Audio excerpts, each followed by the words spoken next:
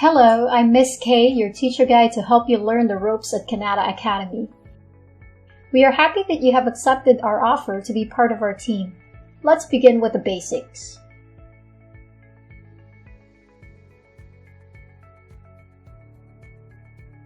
Here at Kannada Academy, our goal is to ensure student success. We are here to help the students and ensure their learning goes smoothly. What sets us apart from the other online schools is that we build a positive working relationship with our students. This relationship begins once the welcome email is sent to students and staff by our administrative head.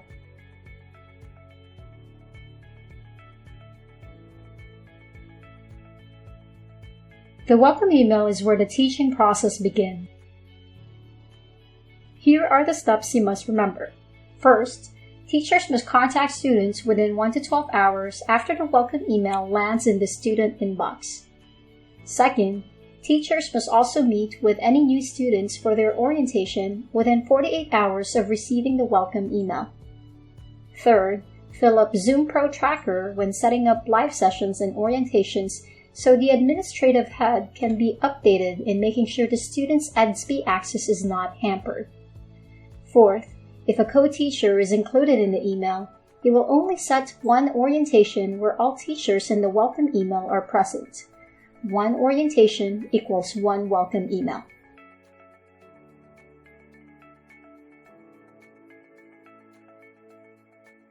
One of the most important things you need to prepare for the orientation is your presentation. When creating your presentation, please make sure you include a brief introduction of yourself and the course you will be teaching. Next, please make sure you have coordinated with the lead teacher and your co-teachers to prepare the student planner. The planner is an integrated calendar to manage student progress and oversee when they are focusing on another course. Here's an example of a planner. Hello everyone, this is Miss K, and in this video, we will talk about another important tool that you need to manage in your Kannada Academy journey as a teacher. And that tool is called the planner. And this is something that would help you in managing your students as well. So if you're starting from Microsoft Outlook, you just have to click on the app launcher at the top and then look for the Microsoft Planner application. If you want to start a new plan for a new student, you can click on New Plan. But in most cases, your lead teacher already created a planner for your student, and this should appear in your Recent section. So let me show you an example of a planner for my student, Nana. So I just have to click on her planner.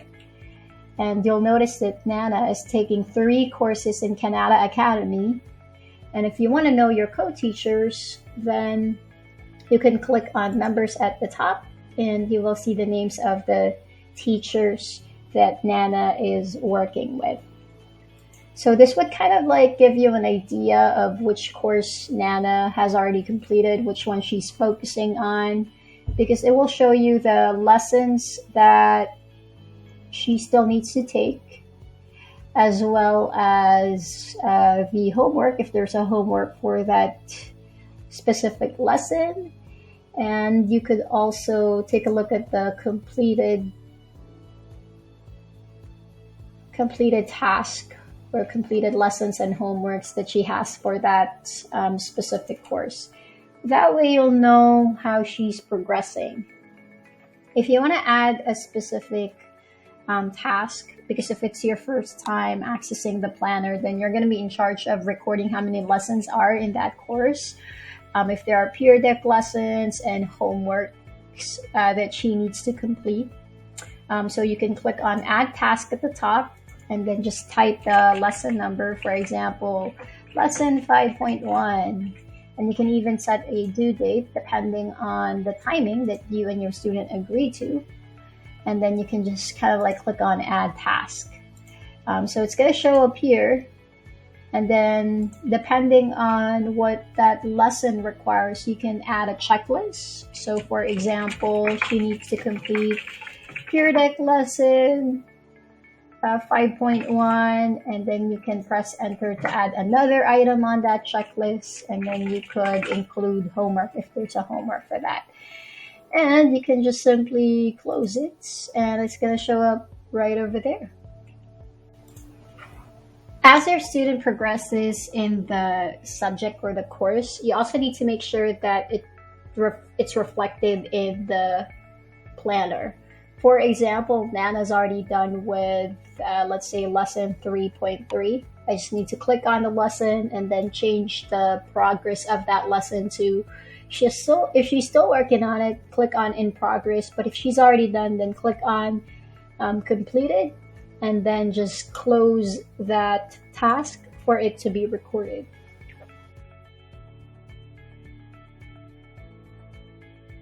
Apart from the planner, make sure you prepare the student's course folder before the orientation. Watch this video about Google Slide Teacher Orientation Presentation. Hello everyone, this is Miss Kay, and I'm here to discuss the welcome deck, or the presentation that you would be sharing with your students during your first day of orientation.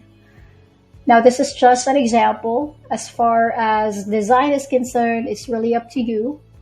What this video would focus more on would be the content that you should be including in your presentation to make sure that we cover everything. We set up our students for success before they start taking the subject or the course with you. So first, you need to, of course, introduce yourself. You could include fun facts about yourself and make sure to let the students know about your teaching background. Next would be the learning goals. So what are our goals during this presentation? In this example, we set goals such as exploring the SB website, learning how to log in, and discuss how the student will be graded.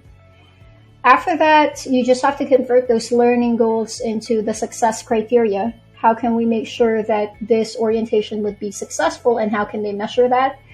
You just have to convert the 3 learning goals into your success criteria. The fourth part of your presentation would be getting to know the student. Here are some example questions.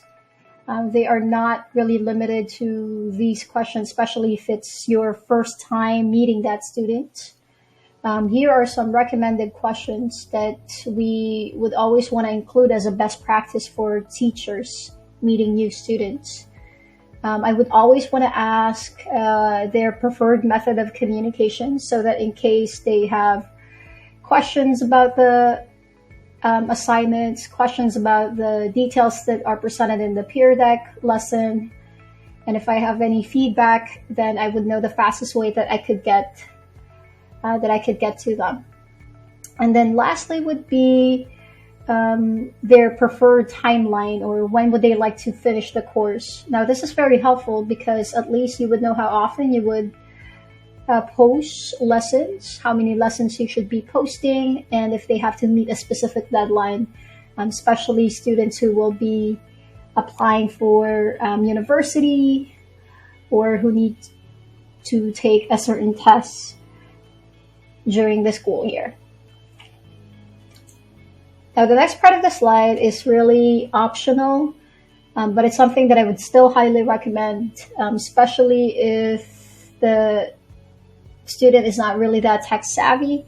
You have to understand that some of them are really just taking this online. So it's better if you walk them through how they can access the lessons. Next part would be discussing how they will be graded. In this part, if you would also like to include how many units, how many summative tasks, you can also talk a little more about the rich summative task to kind of like set their expectations about how this course will progress. And then lastly would be how your students can contact you. It's best to keep your communication lines open, because the more that you are reachable by your student, then the more likely they can successfully progress throughout the course or the subject.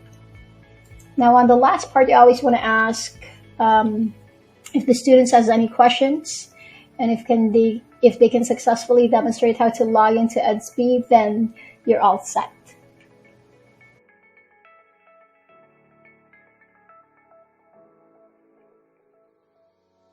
To begin, if you're orienting a new student to Kanata Academy, you must start by demonstrating how to log into their Microsoft or Google accounts. Then, you will lead them to Edsby, our learning management system. I'm sure by now you are familiar with Edsby. After showing the student how they will access and navigate their courses, you must teach them how to submit to their shared course folder. Watch this video on how to log into Edsby. Hello everyone! I'm Miss K, your teacher guide for your Kanata Academy journey. Today, I will show you how to log into Edsby and view your active classes. Logging in on Edsby is just a click of the button. Go to www.kanata.edsby.com and log in using either your Microsoft 365 account or your Google Teacher account. Here's how to log in using your Microsoft 365 account. Click on Microsoft 365. Type your email address. Click Next. Type your password. Click on Sign In. And choose whether you would want your browser to remember your username and password. I would click yes, since I would want that the next time that I visit the website, it's going to be so much easier for me to log in. No need for me to input the same credentials that I did earlier. Here's how to sign in using your Google Teacher account. Click on the button that says Google, and once it leads you to a page asking for your email address, type your email address. Next. Type your password.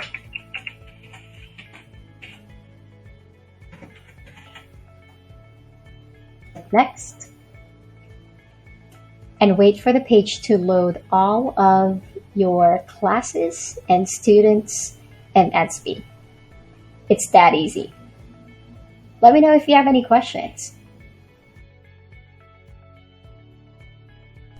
Watch this video on how to access and navigate courses on Edsby. Hello, it's Miss K again, your Kanata Academy teacher guide. This time, I will show you how to access your Edsby classes. Once you're logged into your Edsby account, your existing classes would show up on the left side of the screen. In my case, I have 1, 2, 3, 4, 5, and 6 classes that are appearing on the left side.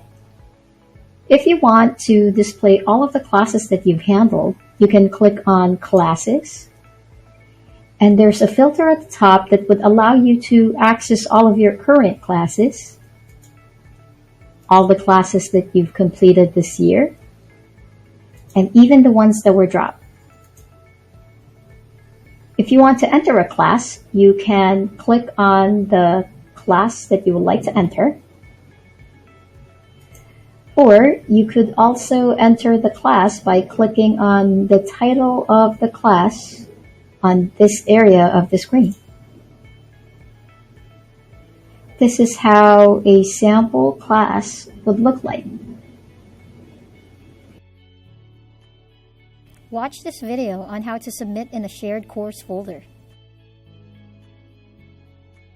Hello everyone, this is Miss K, and I'm here to discuss the welcome deck, or the presentation that you would be sharing with your students during your first day of orientation. Now, this is just an example. As far as design is concerned, it's really up to you. What this video would focus more on would be the content that you should be including in your presentation to make sure that we cover everything. We set up our students for success before they start taking the subject or the course with you. So first, you need to, of course, introduce yourself. You could include fun facts about yourself and make sure to let the students know about your teaching background. Next would be the learning goals. So what are our goals during this presentation? In this example, we set goals such as exploring the SB website, learning how to log in, and discuss how the student will be graded. After that, you just have to convert those learning goals into the success criteria. How can we make sure that this orientation would be successful, and how can they measure that? You just have to convert the 3 learning goals into your success criteria. The fourth part of your presentation would be getting to know the student. Here are some example questions.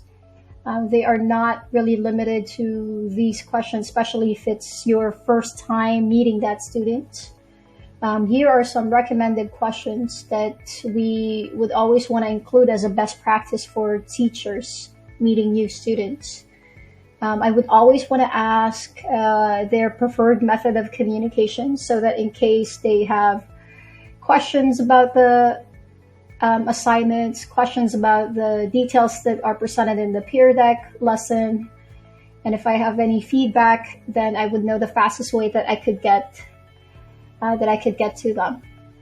And then lastly would be their preferred timeline, or when would they like to finish the course. Now this is very helpful because at least you would know how often you would post lessons, how many lessons you should be posting, and if they have to meet a specific deadline, especially students who will be applying for university or who need to take a certain test during the school year.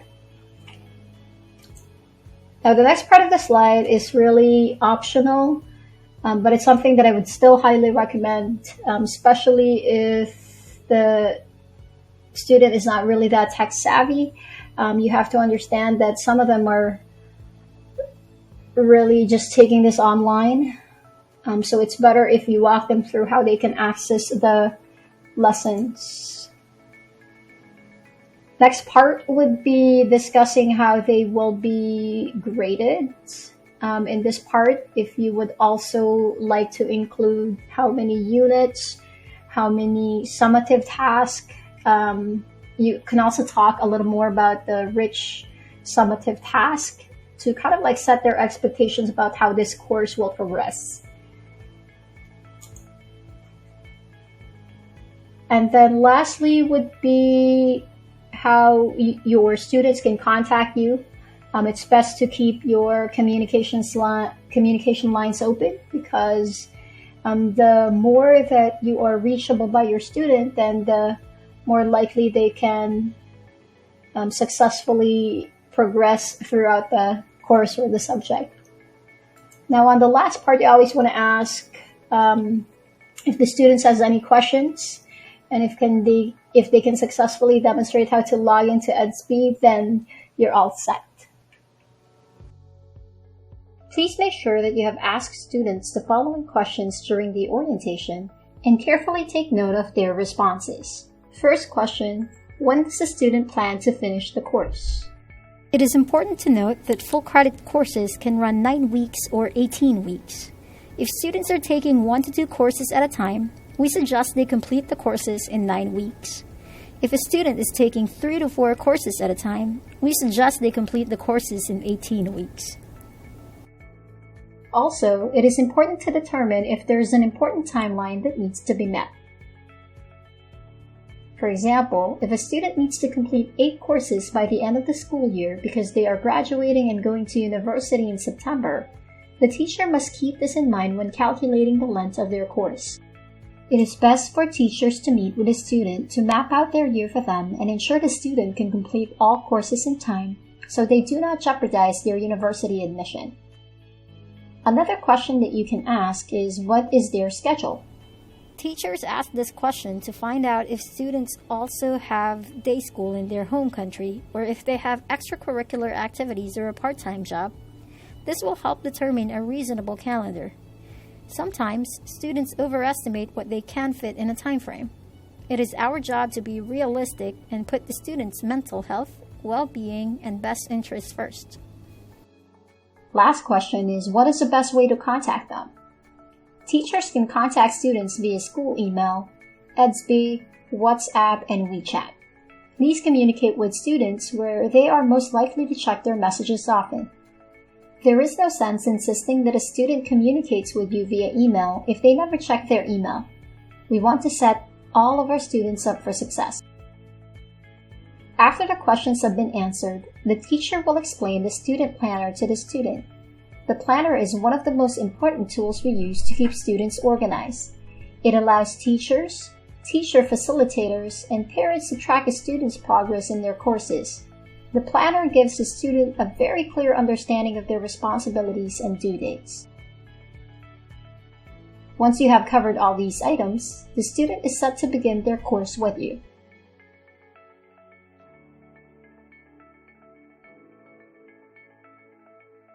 As mentioned above, students will complete the course within 9 weeks or 18 weeks.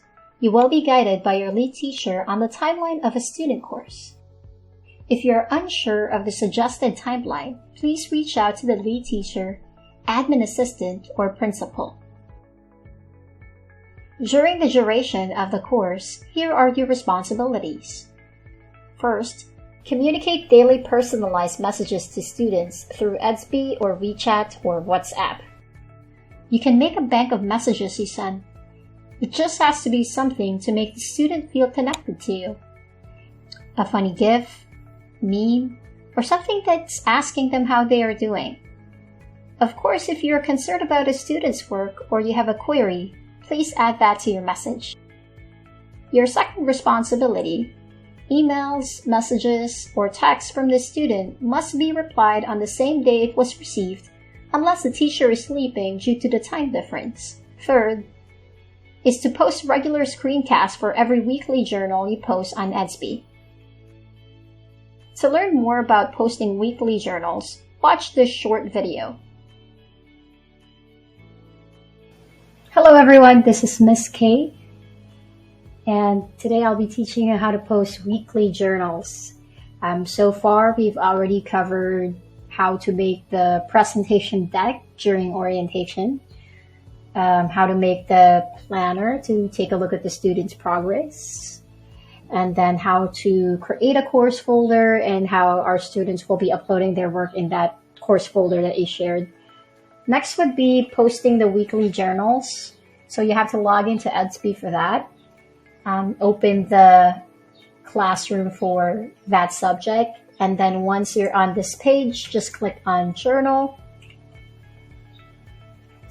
indicate the unit. Let's say I'm already at Unit 2, and then indicate the dates.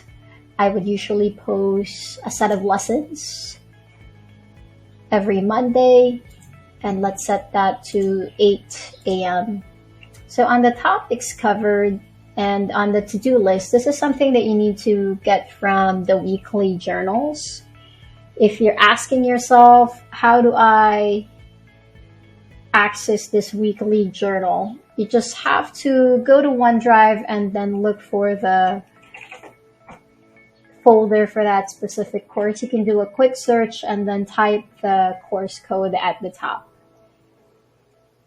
There should be a separate document for the weekly journal of that subject. So if you open that, it should look something like this. For example, I'm already at lesson 2.6.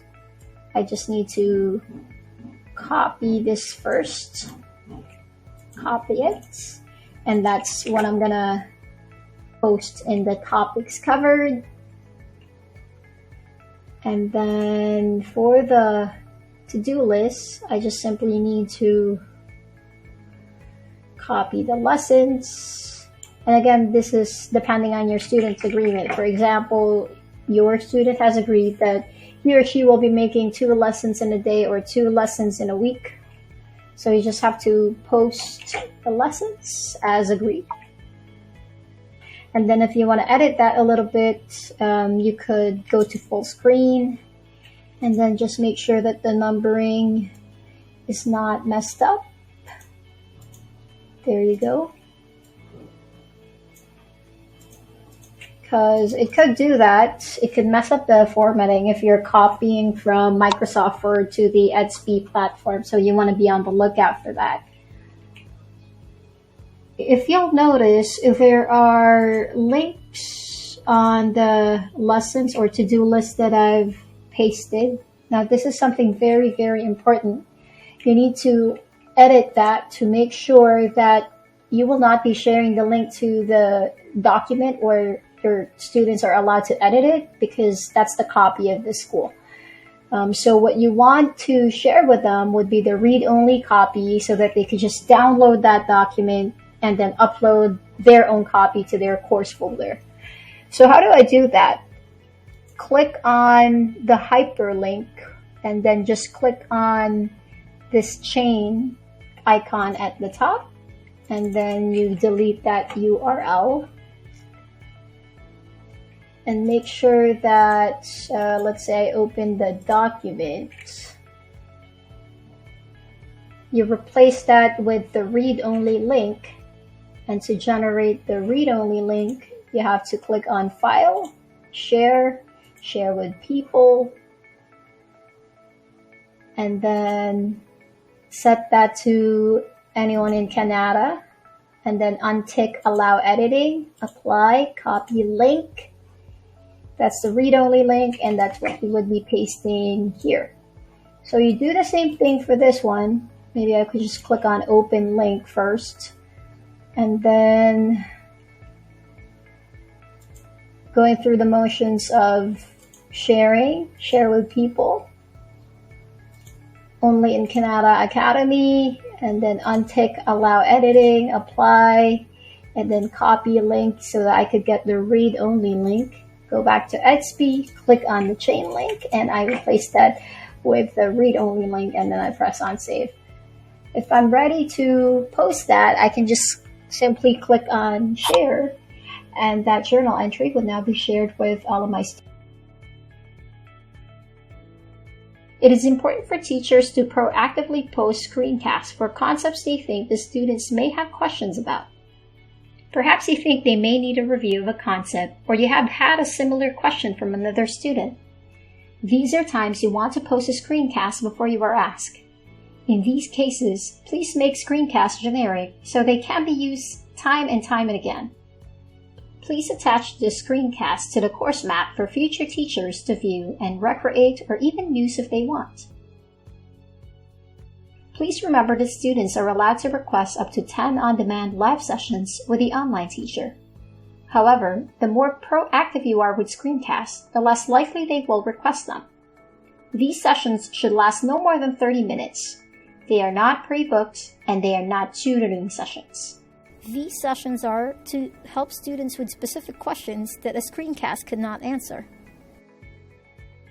Screencasts for feedback are highly encouraged, and 2 feedback screencasts per unit are mandatory. The screencasts are part of the agreement between the Ministry of Ontario and Canada Academy. Screencasts can give more valuable information than written feedback. They can import tone, make an impression on a student, create a connection with a student, and help the student feel part of a real school with a real teacher. It is important to note that students or partner schools or learning centers may choose to follow a different timeline than the regular 9 and 18-week course duration. And if they do, we must adapt the calendars to suit them.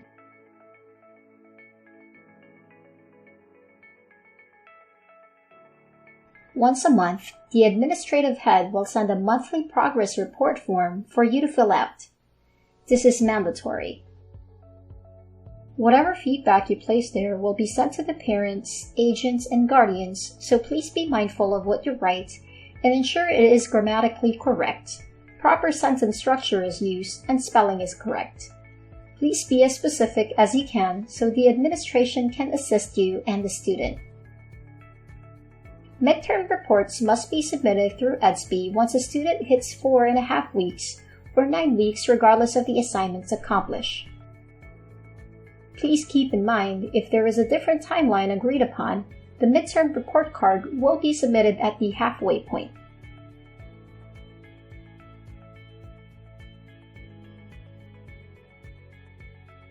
In regards to marking student work, here are some reminders.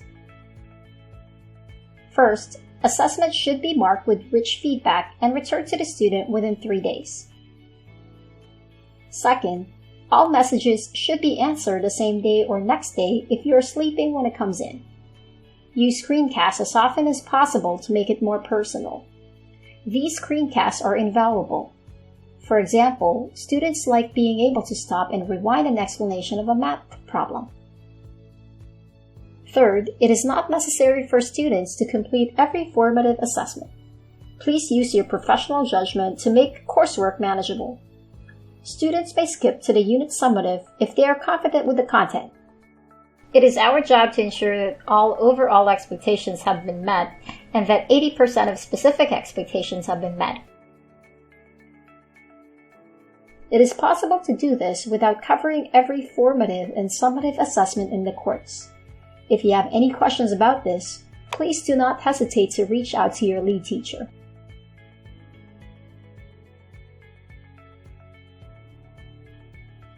Once you have marked students' work, you will need to input marks in the EDSB gradebook. Make sure you input marks and share them with students as soon as you have graded them. Please watch this explanation about inputting grades and sharing them on EDSB. Hello everyone, in this video I will be showing you how to upload a sample marked assessment to the EDSB gradebook. I'll walk you through the step-by-step process so that you can successfully do it. So the first step is to access the class where the student belongs to. In my case, I'm using ESLEO as an example. Then once you're inside the class, you want to click on Gradebook. It's a link at the top of your page. And then it will lead you to the EDSB Gradebook. Third step is to look for the student.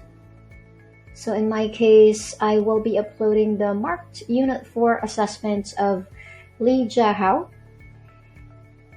I will be recording his mark for knowledge, thinking, communication, and application.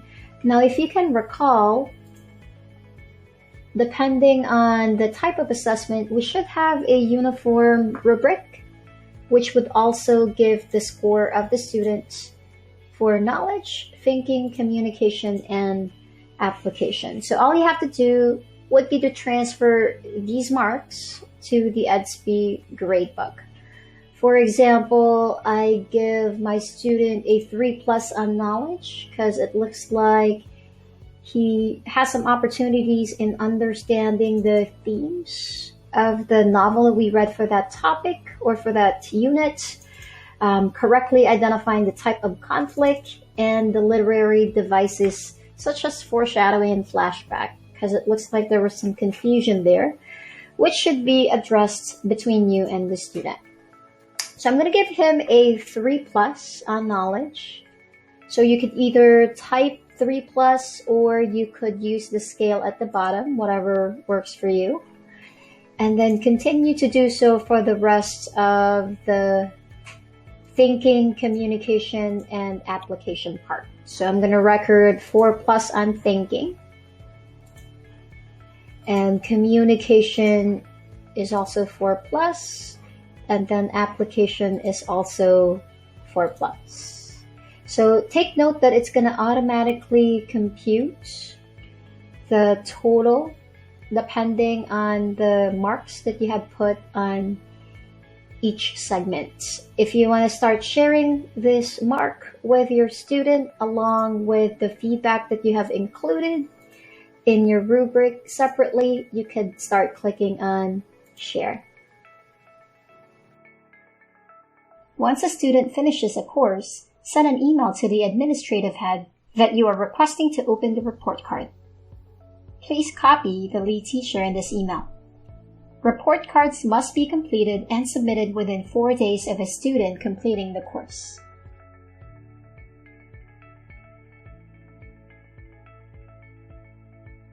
If you suspect that a student is cheating or copying someone else's idea or work, please report your concerns to the lead teacher immediately.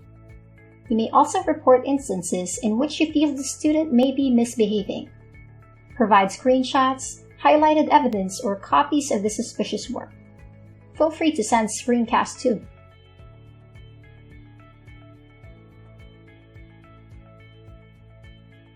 I would like to show you how our course content is organized on Edsby.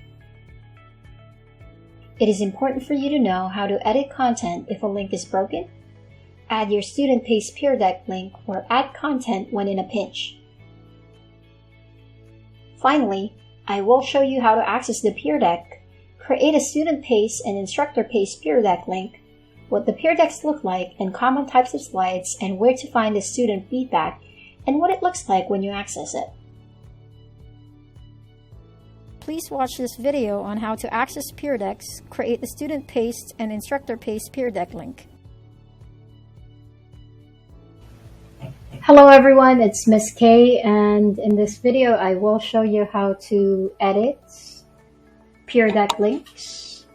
A very common report coming from, or feedback coming from students would be them being unable to access Peer Deck lessons. So if that happens, you have to be prepared to edit and quickly update the Peer Deck lesson link so that it will work on their side.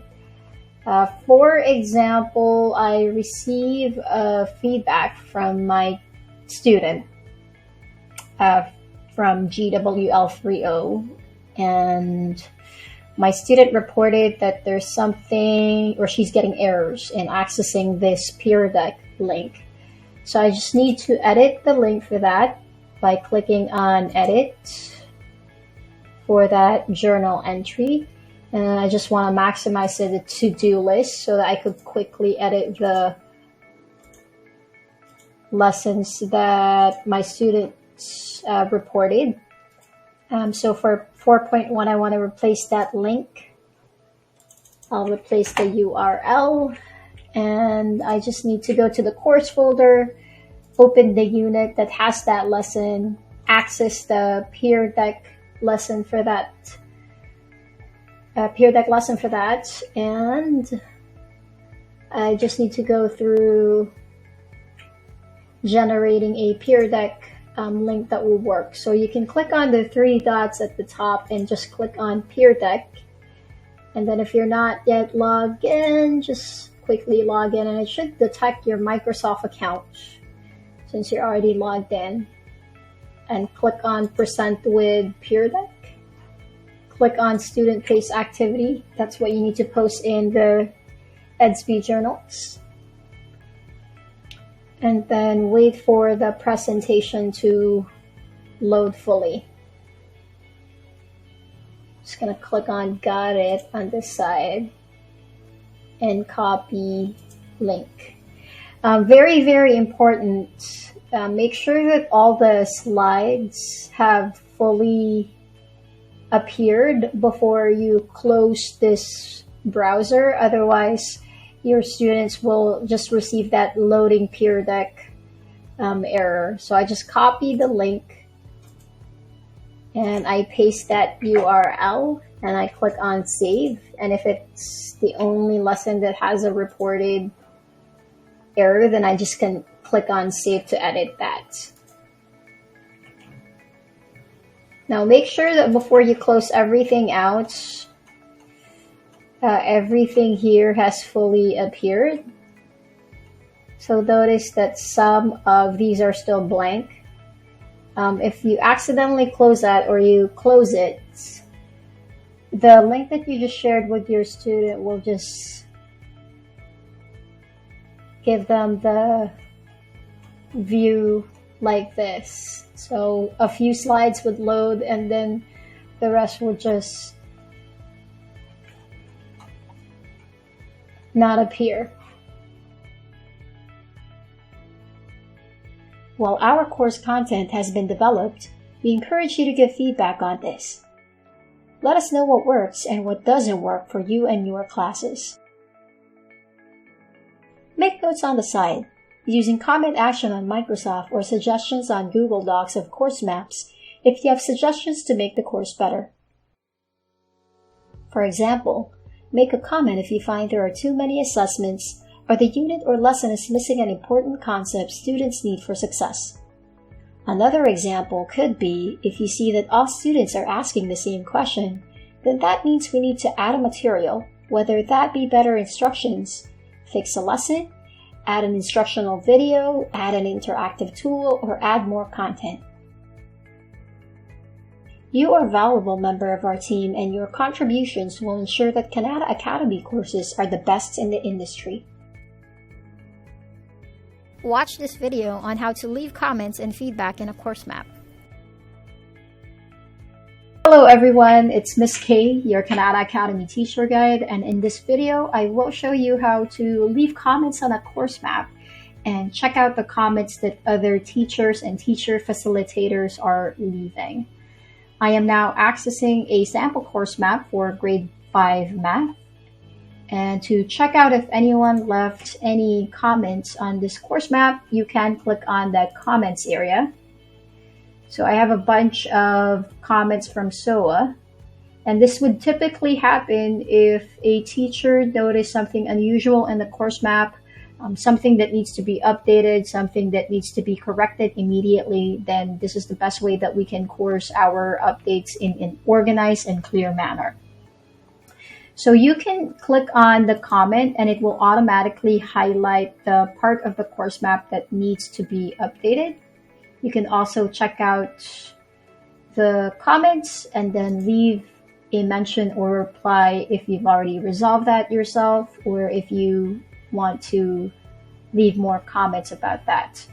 If you want to leave your own comment, click on New and then just type your comment right over there.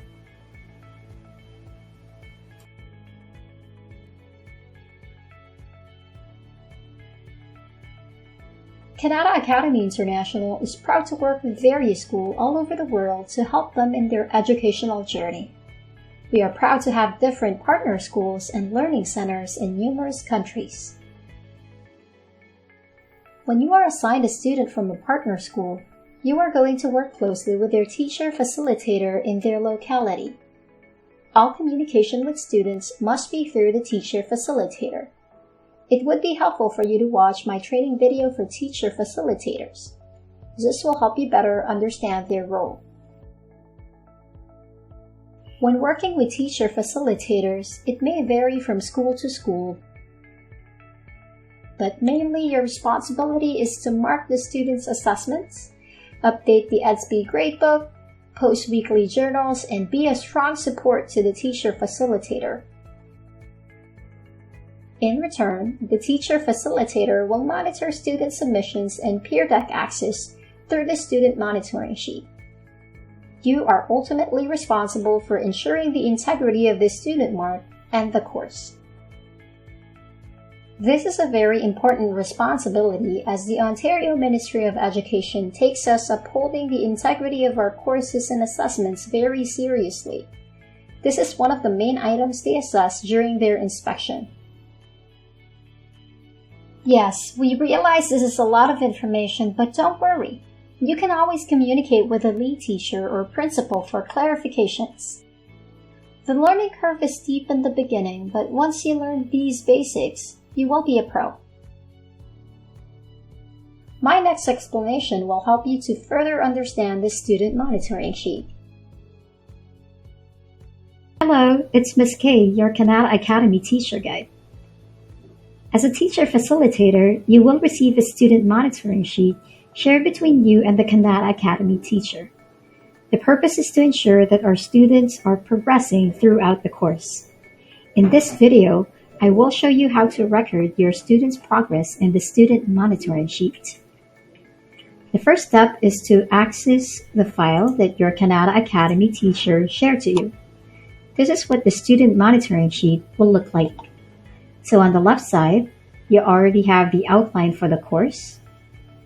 And at the top, you will have to write the names of the students. Each course has its own student monitoring sheet. For example, I have a student in ESLDO, and I would be tracking his progress in the student monitoring sheet. So I simply have to type the name of my student at the top. Let's say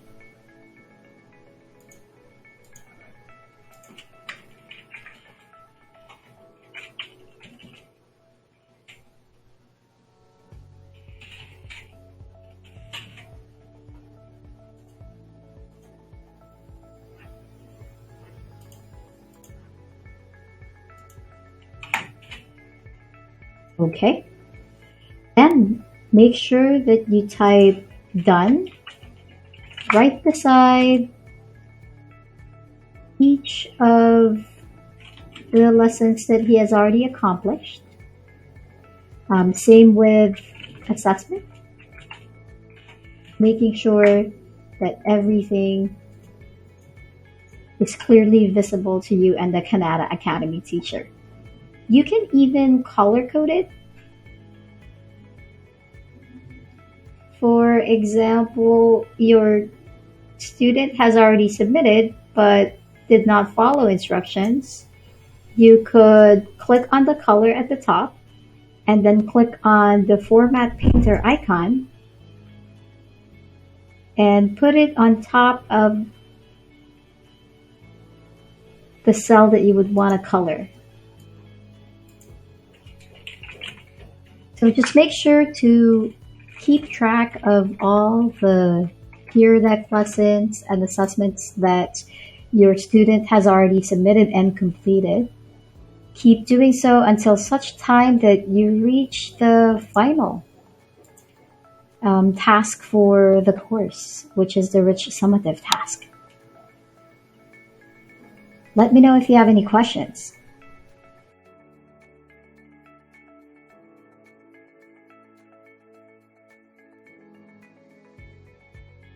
In the next part, we will discuss frequently asked questions of new Kanata Academy teachers.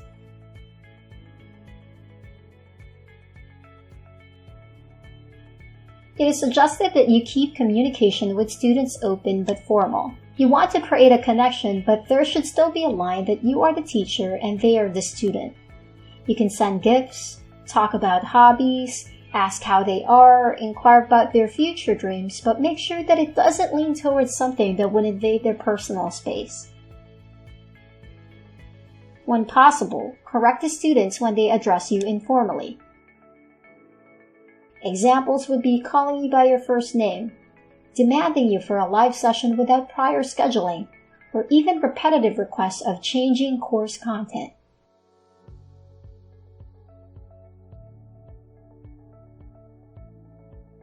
If a student doesn't reply to you after sending them messages every day for a week, please report it to the administrative head so they can check with the agent or the parent.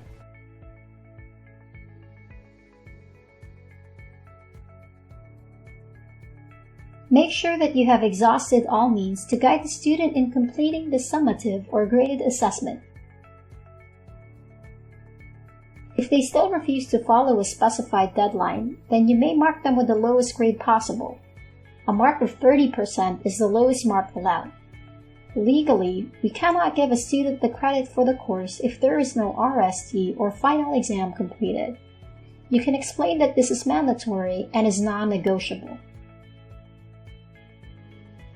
Before this training video ends, here are some best practices from current Kanata Academy teachers. We hope this helps you in your Kanata Academy online teaching journey.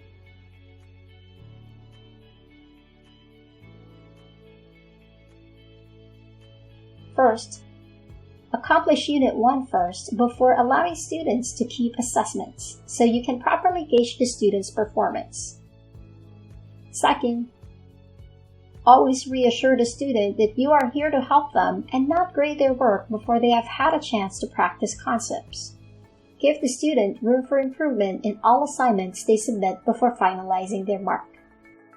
Third, there have been some cases of students choosing which assignments to submit. Here's what we can tell them moving forward. Kindly explain that in Canada, there are formative assessments, not graded, and summative assessments, graded. The idea of the formative assessments is to give the students enough practice and feedback that they will do very well on the summative.